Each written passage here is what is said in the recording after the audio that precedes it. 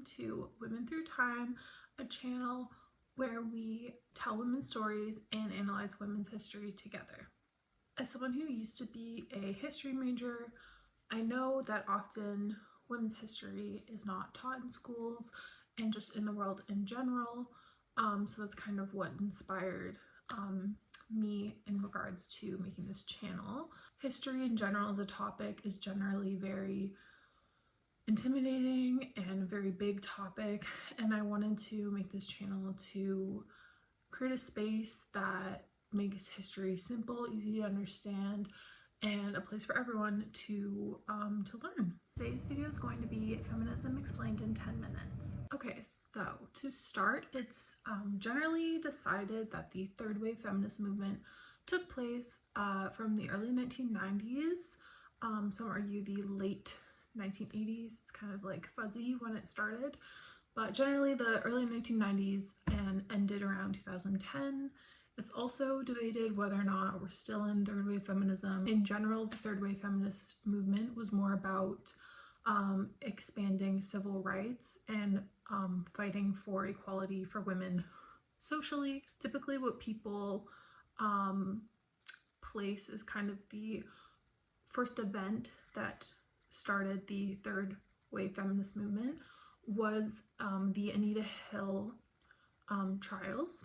So Anita Hill, the Senate hearings began the third wave feminist movement. The hearing happened in 1991. It was about Anita Hill. She testified that a nominee for the US Supreme Court named Clarence Thomas had sexually harassed her. She testified this, and he was confirmed into the Supreme Court even though this trial had happened. So he still became a member of the Supreme Court. This trial focused the third wave feminist movement on gender exploitations. Rebecca Walker is the first to declare the Hill trials were the start of the feminist third wave. The outcome of this trial was more women speaking out about being sexually harassed and assaulted. Before this time, it was more taboo to talk about that, but this trial allowed women to have courage to come out and speak about these things. As the committee on Hill's case was all men, the outcome caused women to question why so much of Congress was male. Through questioning why Congress was majority men, more feminists wanted to become political leaders. So the year after, 27 women were actually elected to Congress, and this is tied to the outcome of the Anita Hill case, for inspiring these women to run and inspiring women to vote in women to Congress. So another goal of the third wave feminist movement was to reclaim female sexuality. It was popular, especially in young feminists, through punk music. So riot girl groups combined fashion, feminism, politics, and punk music, punk culture as well, to kind of make a statement through art. Examples of bands include Bratmobile, Heavens to Betsy, and Bikini Kill. So in a Riot Girl magazine, they had explained why there was a feminist resurgence, especially in their punk music, and there was lots of things they said, but I think that one of the main things that truly embodies what they were trying to do was this line, because we are angry at society that tells us girl equals dumb, girl equals bad, and girl equals weak.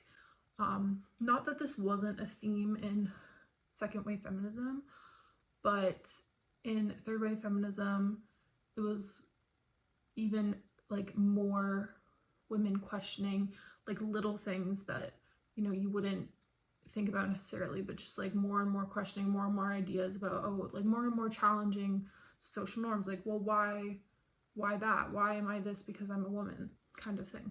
This also showed that at this point in the movement, it was more around how society viewed women versus necessarily just fighting for rights and just fighting to be out of the home, because second wave feminism is mostly focused around women wanting to work in the late 90s and early 2000s, women were working at the time, but they were still obviously facing lots of other issues that were coming up. These punk concerts, all female groups, were a very like safe space for women to come. It was focused a lot on empowering women and girl power and all things like that. So even though the punk radical feminist music groups were a bit short-lived, they were extremely influential globally for global activism, and their effects still influence people for years and years to come. Even though like the bands themselves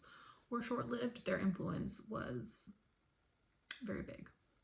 I would say the biggest difference between second wave feminism and third wave feminism is that third wave feminism embraces and completely is focused around intersectionality, as opposed to second wave feminism, which is focused on white heterosexual middle class women, basically neglected anyone who did not fit into that category, women of color, homosexual women. Their voices were not being heard during second wave feminism, so that is a complete 180 for third wave feminism. Third wave feminism was all about celebrating the differences within women and focused on exploring different versions of femininity. So you might be thinking, if you've never heard this term before, what is intersectionality? Intersectionality is basically the idea that the effects of class, race, and gender overlap and are interconnected together, and therefore you cannot just fight these oppressions individually, they need to be addressed together. The person who coined intersectionality and who was a very prominent figure at the time was Kimberly Williams Crenshaw. So the term was coined in 1989 is when she coined the term intersectionality. This theory later became known as intersectional feminism. If you look into texts on Bell Hooks, she goes into it, and into Crenshaw's writing obviously goes way more into it and explains it, but it really like changed how a lot of people thought about fighting oppression. So during this time, feminist literature was expanding and evolving, more was coming out, more and more new ideas were being introduced. Also during this time is when the internet was becoming more popular, and the internet was just being developed in general, so people for the first time could really like see ideas from people, you know, all over the world, not just like in their little bubble, and so many ideas were being shared and created during this time. Another big problem that third wave feminists were fighting was violence against women, and in doing this they were fighting for legal and social change surrounding this topic.